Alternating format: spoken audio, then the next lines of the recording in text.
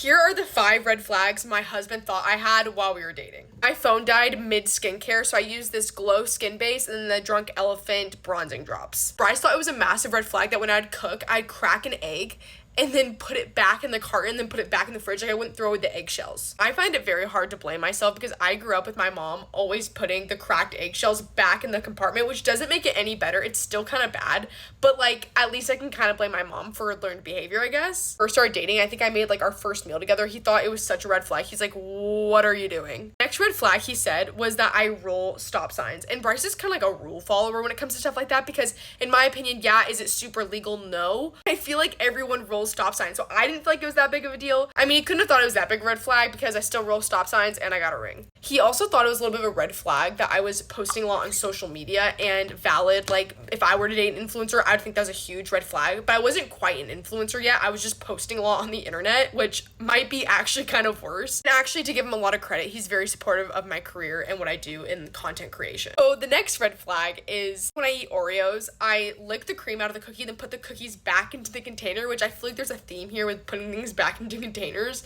But whenever he first saw I did this, he was so grossed out. He's like, what are you doing with your Oreos? What can I say? I just like the cream better than the cookie. I just want one full cookie, but I want the cream of like 6 other Oreos, you know? The final red flag is I come from a family of entrepreneurs, so like negotiating is like very much in my blood, in my DNA. And so I think on one of our first dates, I tried to like negotiate to get lower price for parking, or I actually even talked my way out of paying for parking. And he was like, yo, how did this girl just get out of like $40 parking?